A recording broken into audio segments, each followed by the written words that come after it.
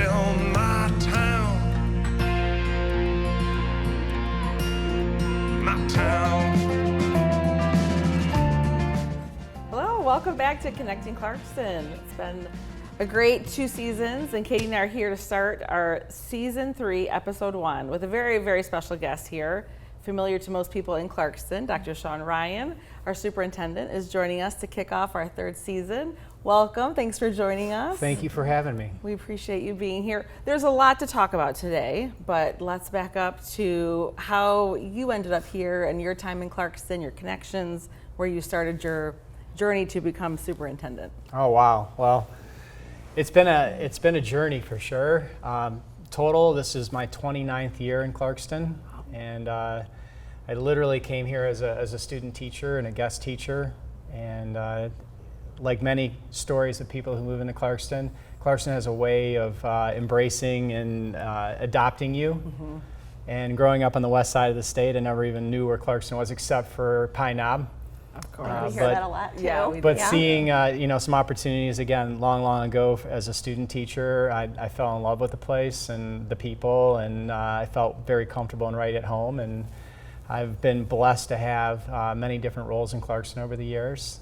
Literally, as I said, as a guest teacher, summer school teacher, science teacher at the high school for a period of time, assistant principal of Clarkston Junior High, and then as assistant superintendent and superintendent. And I don't know if I've had, I think it's been about an average about 6 or 7 years in each role, so it's kind of kept it fresh, it's kept it exciting, and I've felt that over the years I've literally grown up and grown old in a way in Clarkston and raised my family. I've had four kiddos, 2 sons and 2 daughters come through Clarkston, and I still have, my youngest is a sophomore at Clarkston High School, and my other daughter is a senior, so it's Powder Puff football games and homecoming this weekend, and I get to experience that both as superintendent and as dad. And I think it's been kind of the name over the years that it's really kind of been a mix of my family and a job into one, because obviously thinking about all the things from principal on, there's so much to be engaged in. And if you do it alone, it can be a lonely job. And instead, my family, my children have been here. And whether, as we were just discussing before filming, the boo bashes at Clarkston now, when you see it from the vantage point of a parent and as a superintendent and as all the different roles combined into one, it gives you a lot of perspective. And I think I just have so much appreciation for this community and what it's done for me and our school system. And I'm very much focused on engaging in community building and in many different ways to help support not only the kids of the community but our community as a whole. Yeah, that's fantastic. All the jobs you've had, which you've done them all of them, like through the district. It's really easy to understand what a student teacher does, what a teacher does, what a principal does. I think it's a little less easy to understand. What does a superintendent do? What's a day in the life of your job? I know you do tons of things, but maybe just let the Reader's Digest version of what is that? Like, what do you do? Well, first, I start every day kind of my hair on fire, like most of our parents and people in the community, of getting my kids up ready for school and making fresh peanut butter and jelly or or sandwiches of whatever the desire is for that day to get the kids off going, and then I'm right behind them. And no real day follows exactly like the one before, and it keeps it very exciting. There's always so much to take in. There's a business aspect, Clarkston Schools to manage, as kind of like a CEO.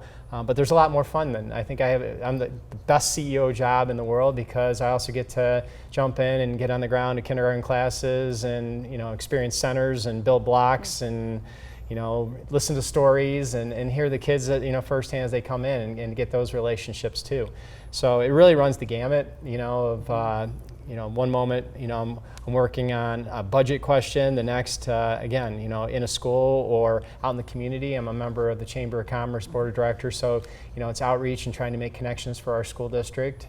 We definitely not a siloed organization. We are our community's schools, and to me that means engaging with our business owners and other entities like the library, and creating partnerships wherever I go to kind of leave things better than I found them someday, because I feel like my personal philosophy is, we're rolling roles for so long, and really we're there to make things better and then turn it over to the next generation. And to that end, I've been, again, blessed to be in a community and a school district that really cares about their kids and our values here in Clarkston. I think it says a lot about it. If you've lived here for any amount of time, you know what we're about. And, it really encapsulates, like we had a couple weeks ago with our community tailgate at a Friday night football game. And, we had upwards of 18,000 people in a community show up, and there's, we're honoring the military, and we're engaging with the fire department, and, kids are getting face paints, and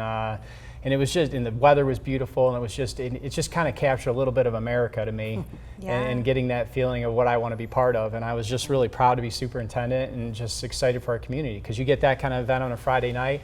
There's no trouble, there's no extra nonsense or noise. There's just people coming together to have a good time and to, I don't know, experience something together that's part of their town. Yeah, I did see where we're having another tailgate this weekend, right? For homecoming. Mm-hmm. So I think that'll be another big, awesome event too. I wanted to ask, so was this always the career path that you wanted to take? Did you know? No, absolutely not. I wanted to be, once upon a time, I was going to be a doctor, a physician.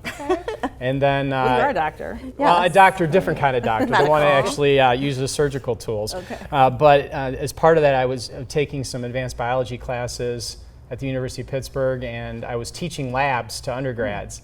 And I found that the medical side and the research side wasn't interesting to me as much as like the teaching side. Yeah. And from then, I really most wanted to be a teacher. I liked the idea of like the high school level initially. And to me, I think I could have spent my entire career there. But it's kind of one of those situations to where you engage in one job, and then you see areas that you can kind of add value in and support, something bigger than what you're currently doing. And Clarkston has kind of found me along the way. I've just kind of, the opportunities have arisen as I've kind of grown up here in Clarkston. And I think every role has had different challenges and parts that I've been excited about. And right now, I just can't say enough. I think I've loved every role, and I think that's to looking at when I talk to kids and to my own children that show the passion, interest, engagement in whatever you're doing. Because I like everybody else. I worked at Burger King and every other job in between, and I think that when you carry that passion and interest to whatever you're doing at that moment, you find ways that then you just kind of rise within anything you do. And I think that's an important aspect of things. Work hard. Definitely. Well, and part of the reason we've started the podcast a year and a half ago, I guess about now, we're both from here and we're interested and invested in our community. And I think like what you said, something about Clarkston pulls people in, they stay. I would think it's pretty unusual for someone to stay in the same district 29 years. Yeah. That's amazing. And that to me speaks to the quality of our community, the quality of our schools also. So I think it's really cool that you are now in the position you are, having invested and having seen it all and woven your way through. And to me, it speaks volumes about our community. And relationships to me. Yeah, exactly. Connections of having kids that, I had years and years ago that, they come with their kids or even now grandkids into our schools, and they talk about the old times and the engagement. There's almost like an expectation in Clarkston that we want that tradition, we want that small town feel, and we want the values that go with it. And if you're part of it and you're down with it, there's not a nicer place on earth to be. I agree. We can just end it right there. Yep. It's amazing. Thank you. Speaking of old times, I graduated from the old high school, which is now the junior high. We wanted to get a quick update on how that's going, the renovations. How's that looking now? Yeah, and when it was the high school, it was my first teaching job there. Oh, really? So first principal when it was Clarkston Junior High. Okay, so, nice. Definitely a lot of history, and we're looking at constantly investing in our school district to keep it vibrant. We look at not as me but our entire team that leads Clarkston that there's an element of stewardship. And again, that community building, and part of that is making sure that we keep our buildings and our facilities top notch. It's not negotiable with our community. They want the best in their schools, and they want it reflected that way. And right now, we were so fortunate the community supported our last school bond to build the new junior high and to add air conditioning in our elementary schools. And the project is full speed ahead. We've completed the design phase of the junior high, and it's all bid out. And the first phase of construction, what's building the new gymnasium for the new building, is underway, and that's expected to be the next spring, early summer. The track looks amazing. The track we have completed. Field, yeah. my Absolutely. coworkers the other day were saying their school just played. They're in a different district, but they were on the field. They were like, "This is so nice. It's turf on the junior high. It's beautiful." Yeah. What is happening? Is it the baseball fields over at the junior high that there's a lot of equipment out on? Yeah, that's going to be part where you see the old baseball fields in between that area, between the junior high and Clarkston Elementary. Part of the new building academic wing will be going up there. Okay. And I think people are going to notice the footprint's going to be a little tighter than the other building, but we're going to have 2 stories for the academic, which is more efficient to operate over the long haul. And that'll be starting next summer.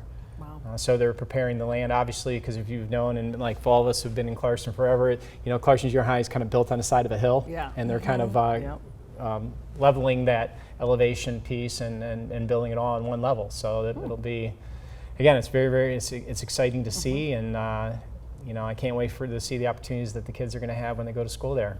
When does that? When will that project end? I mean, It's roughly according to 3 plan. years, Okay. but I would probably tack on at least another year Yeah. of punch lists and details. It's just like when you remodel your house or you build anything new. A lot of it they get right, but then there's going to be areas that we're going to still be probably working in the future. Yeah. Well, it's exciting. I think as many conversations as we have about this, as much information is put out, as many drawings, it's like every time you hear about it, it feels a little bit new. I think because it just does take a while to work through it. But it's been such a cool project to watch. It so is. 3 years is what we're thinking. Yeah, and that's 3 to there's even 4. an element of history. Like some of our local residents and previous Clarkston administrators and leaders, like George White, has come back in the fold to make sure. We want to keep the posterity for certain things. Like there's a great mural of tiles that's in the junior high, and that'll be portrayed into the new building. And we're preserving the old the auditorium, which is more relatively new, to share that responsibility. Not everything has to be new, but we're going to make it blend and connect into the new building. So it's totally a community affair. Anne was trying to start like a petition to keep the flying buttresses. I wanted the buttresses. Yeah.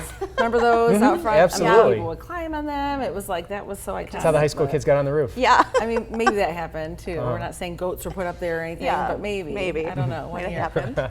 I feel like that didn't get put in the plans in the end. Yeah. No, it's not Buttresses one of are those things gone. that you see in a lot of modern prints, but there is some elements of the architecture that is represented, so it's going to be cool. Yeah. Nice. Well, speaking of improvements in schools and budgets and all the things, so we're excited to have you here because there's a very confusing but essential piece that is in the ballot coming up. And we'd love for you to explain and just give us a little more information about the non-homestead millage that we will all be able to make choices about coming up. And it's a confusing topic, and I know that you have so much information about it. And let's just start with the basics. What is it? Why are we voting on it? Just what is it? Yeah, well, it's kind of tied into the way that Michigan, about 30 years ago, decided to do its 30 years plus now. It's school finance, and it used to be that local homeowners and local property taxes paid for all schools, and now it's indirect because there's a certain percentage of homeowners in your property taxes to go to Lansing that then come back to the schools. But there's another element. The state, when they redid all this, called the non-homestead part, and that really affects businesses and second homes and such as that. And the state of Michigan, within their funding model, expects schools to go to their local communities periodically and have them affirm the non-homestead part of their funding. And that's the 18 mills that goes on to businesses and, like I said, second homes. And the expectation is that we collect this revenue from the local area, and that if we don't, the state of Michigan doesn't give us more or less. They just subtract the difference if we're not able to get that support from the community. So it's kind of a maintenance of effort that the state of Michigan expects all communities. Pretty much every community in the state of Michigan has to go through this process and supports their local school districts. Clarkston over the history has supported it every time, and it doesn't represent an increase in tax at all to anybody, especially because it doesn't affect homeowners in our community at all. But for local businesses, for the portion that they're expected in the 18 mills, again, it's just the community affirms that money will continue to go to the schools. And this is what the businesses have been paying for 30 plus years since This this is started? since 1994. Okay. And that has been kind of the expectation in every community. And by nature, how the business in every community, there's just different percentage and weight. In every community, it's different, but the state expects everybody to be able to get that support for that base 18 mills. So it's a renewal. It doesn't represent a new tax or an increase in tax. And it's done in a way that every couple of years, within 10-year slots, that you got to go back to the voters to have it affirmed. And the 18 mills is the max that you can collect on it, and even that's kind of wonky because we go for a higher level in the ballot than the 18 mills, even though the max is 18, because as it rolls back over that period, we don't want to have to come back to the voters to do this again every single year. So in that way, it's kind of an actuarial or a math thing to kind of keep it simple and keep it so that we don't have to do this every year. So every year the school's budget, the budgeted per pupil amount, this 18 mills is factored in. Yes. Right? You assume it's going to pass just in general for your budgeting? Is that Yeah, for how Clarkston it works? represents about 10% of our funding, a little bit less, but it's about $10 million. And again, the state of Michigan looks at the total equalized property values for the businesses and industry and says, Clarkston schools, this is what you're expected to ante up. And if voters support it, then Clarkston, when it comes to the per pupil funding that we get from the state, gives us 100%. Like all school districts would get. If it doesn't pass or it's not supported, then they just take from the top from that and they decrease your funding. So. And then how is this money used? What Well, can the this difference, money be used earlier for? in our conversation, we were talking about the school bonds. School bond, we go to the community, that's for specific physical plant and building renovations. Well, the money in a school bond cannot be used for any operational costs. Okay. Can't be used for salaries, can't be used for anything like that. On the other hand, the non-homestead revenue is 100% for operating expenditures. So it's helping paying the salaries of our teachers, keeping the lights on, school safety, all the elements that keep our schools from books to dry erase markers and everything in between on a day-to-day basis throughout the school year. Okay, so this has been in place since 1994. Every single election it has passed. The community has supported it. I'm just trying to understand like the overall. Every few years, every 2 or 3 years, it's on the ballot again? Is that what you were saying? Well, we hope to get 10 years, but what happens is, based on inflation, they roll it back closer and closer from whatever you sit at, from let's say 23 or 24, back down to 18 and then below. 18, when you get close to it, you got to go back to the voters to say, okay, we need to re-up this again. We're not going to bother you, hopefully in a year, and we'll make it high enough, even though, again, no more than 18 mills can be statutorily, legally, in the law collected. We go higher just so that when it retreats back that we don't have to go to the voters. By and large, just in the conversation, we have links on our website to kind of explain if you really want to dig into it. It does seem complicated, and many people think it's unnecessary in terms of the extra rigmarole just to get your regular funding. But I think anytime voters can get involved, I'm not against it. And as Clarkston Schools, again, being part of a community building and a community that takes such high pride and value in its schools, and knowing that all of our other surrounding school districts and in Oakland County do the same thing and have to. We never want to be behind, and just to get our, again, 100% funding, not anything more or less. Right. Well, and it's good that you guys are putting out educational pieces. I think we reposted a few things, and there's an email that came out, an e-blast, and so I think it's just about getting the information out. I think people get worried, oh, do I have to pay more? And no, it doesn't affect primary homeowners, voters that would be considering this piece on the election coming up. So I feel like that's important to know. Like, it's budgeted in, it's something we have to do, but it's not going to affect. I think too, like as I was preparing to talk with you on it and wanted to have some idea of what we were talking about, every question that I had when I clicked in and read the email that was sent out, every question was answered. For example, we're considering moving here pretty soon, which I'm thinking, okay, so we won't actually maybe have that homestead, but from what I read, if I'm correct, I believe that we will, because that's our primary residence. So it affects people, it affects businesses, it affects second homes, right? Like rental properties. Right.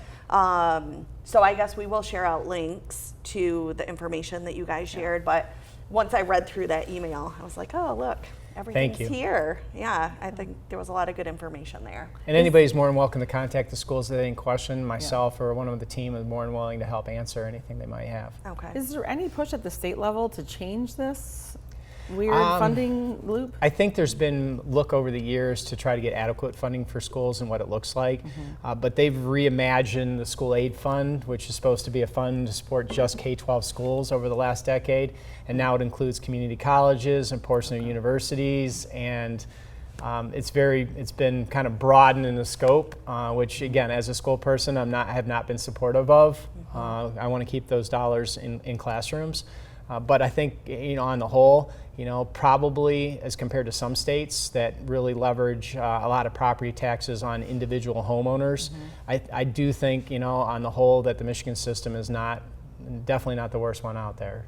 Could it be refined for things like the non-homestead? Absolutely, but on the whole, I think it's a superior system to most. Okay. I mean, maybe it sounds confusing, and I was going to ask you too about the language on the ballot. I think we were talking about how we can take a look at the language, or we're going to share that, because just language on ballots in general can be kind of wonky. I feel like every time I go in to vote, it feels very stressful. Yeah. Like I'm going to do it wrong. I don't know. So I feel like seeing it ahead of time and then just walking in and seeing it and being prepared for that is helpful. So we talked Absolutely. about sharing that language too, because we were talking earlier, absentee ballots go out at the end of this week, I believe, so people can start, the process of making their choices, and we have a little bit till the election. But like you said, getting prepared, like reading it ahead of time, because it seems when you're in the voting booth, like, you feel pressure. There's people behind you, what is all this gibberish? Like, what are they actually It's written saying? legalese for the average person. It can sometimes be very difficult to figure out what are they asking What here. are they actually asking for? Yeah, so that's good. Okay, I feel like I understand it more. You're asking to just say, well, you're not asking us to say yes. I'm saying, okay, in my mind. yeah. You're asking us to consider it. Absolutely.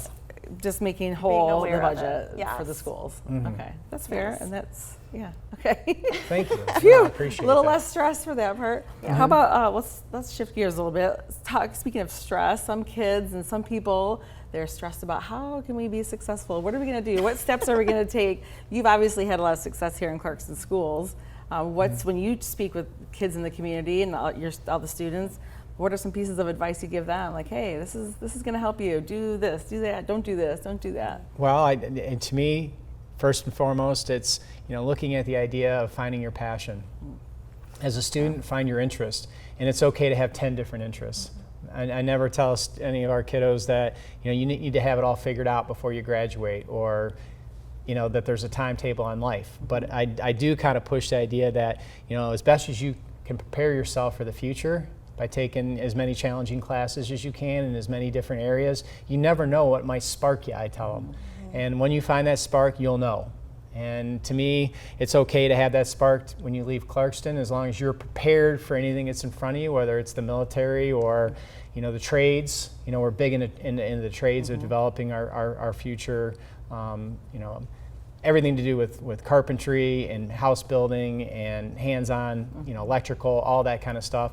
Or if they're on their way to college, and looking for a major of a career to pursue. I tell them always, prepare yourself, and then know that at the next level, it's never an end point. When you cross the stage at Pine Knob, which is tradition in Clarkston, it's not an ending, it's a beginning. And once you get there, I tell them, keep pursuing those passions and interests, because they can change over time. You're going to grow as a human being, as a person. And I tell them, just keep pushing the envelope. Don't listen to people when they tell you no or you can't. Because I grew up in a household that was very much, we weren't always, getting all the perfect grades and everything, but we learned at an early age to work hard. If we wanted something, go after it. Don't let anybody tell you you're dumb or you can't.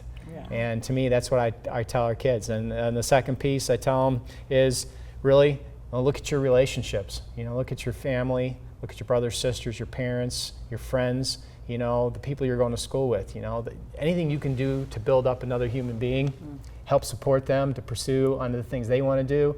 We're stronger together. And that's why I've always liked the idea of the Clarkston Wolves and being part of the Wolf Pack. We're here for each other, and we get further together. And I kind of push that idea, be kind. It doesn't cost anything. Look at the effects your words and your actions have on other people. swing for the fences, reach for the stars and keep going after it. Well, it sounds like you're so supportive, and I really appreciate that. I think everyone does. We were talking earlier about one of the goals we have too is to shine a light on all the things that are happening in Clarkston. But sometimes the activities or the things people are getting involved in maybe are kind of behind the scenes or people don't hear about it. Is there anything that you think we should shine a light on that we maybe not everyone knows that's happening in the district, or which that might be a big question for you? I'm sure there's a bazillion different organizations and things going on, but like we had created this community app, and we're trying to pull like some of the really important like community events that everybody knows about, but then also include some of the less known, just trying to bring awareness to the different things happening in our community. Support. Well, things like, to me, the staple ones that are easy, like involved with the Chamber of Commerce, the Taste of Clarkston, the things that we do to bring people into our community, I think is critical. But also, coming from the school standpoint, there's so much cool and awesome things going on when it comes to how we support kids academically and social emotionally to help them rise and to achieve. And there's also areas like our that I think our community is interested when it comes to items on like safety and security. Clarkston just hired a brand new safety director.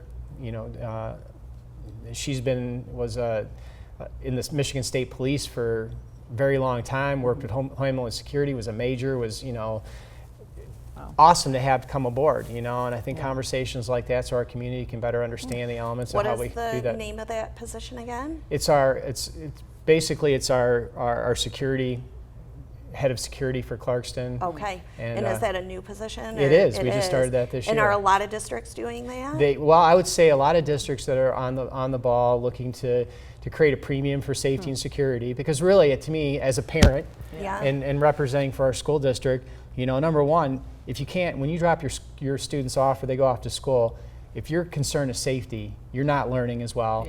You're not going to work as moms, or as a dad, being able to focus as strongly. And I think that we owe it, job one, to bring that. And our directors of safety and security, being able to look at the vantage point outside the education. We all go to seminars and trainings, and we have a great cooperative network with Oakland County Sheriffs. They wouldn't let us in today. They're doing a fantastic job. Yes. They wouldn't let us in, which is very appropriate. Yes. Well, I mean, it's all part of, making sure we keep that safe perimeter in schools. And there's so much that goes into it. And it's, there's an element of that physical safety of the building. There's the procedures and protocols we have our staff and students prepared for. And then you have, our pushes into mental health and supporting and being able to identify kids that are struggling, how we manage threats. It's all kind of tied together. And Ms. Clark, who's our safety director, has done an amazing job off the get-go, and we're learning from her and she's learning from us. And again, I think that, I look at it as it couldn't be any more personal to me as your superintendent, having my students in Clarkston at the high school. Every day, I stay up nights wondering and thinking constantly of what can I possibly add value into the overall fabric, not only for the educational experience, but for safety and for supports and everything like that, because it literally is my kiddos sitting around the dinner table at night, and it's extremely personal. And I just love to be in a spot where I can add that value into our community and be that, because I wouldn't want anybody else, in the team. And again, it's definitely not just me. We're really a team in Clarkston with our administration, our teachers, our custodians, bus drivers, parapros, everybody. It's all hands on deck to kind of make everything work and on a daily basis kind of push us forward.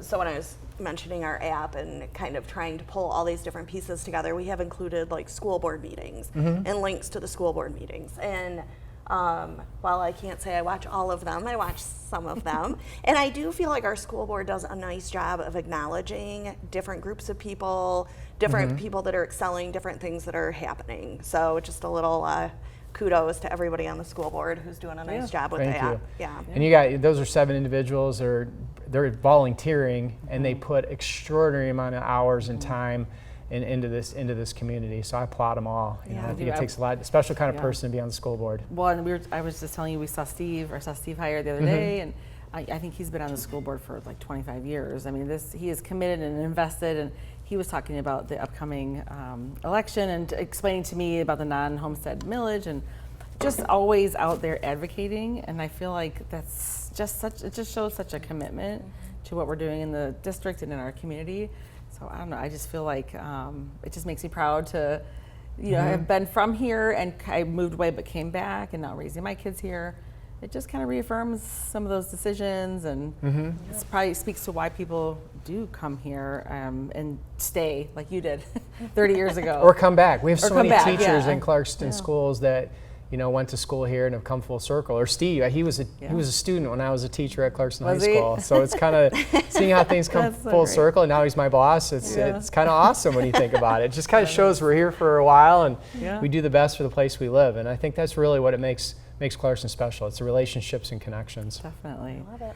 Well, before we let you go, could you recommend someone to come on and speak with us about Clarkston? Anybody you have in your mind that would be a good guest on our show? Well, you know, seeing as that we have multiple seats on the school board coming up, I think it would be interesting possibly to, you know, interview or engage. I think our community would love to hear, you know, people's views on education in our community, and I think that'd be great. I think having Ms. Clark, our safety director, at some point would be a great person to have. I'm always impressed. I mean, literally, like I said, she was in the brass upper echelon in the Michigan State Police, and I feel so fortunate to work with her. Yeah. And then there's, you know, looking at, you know, my colleagues on the Chamber of Commerce. I mean, there's so many people that are just engaged and give to this community. Yeah. And I definitely could give you a list. So. Okay. Perfect. We'll talk more. But well, thank you so much for coming on and talking with us. We really appreciate it. And thanks for all the education that we now have about what's coming up. Thank you so much for having me. Yeah, thank you.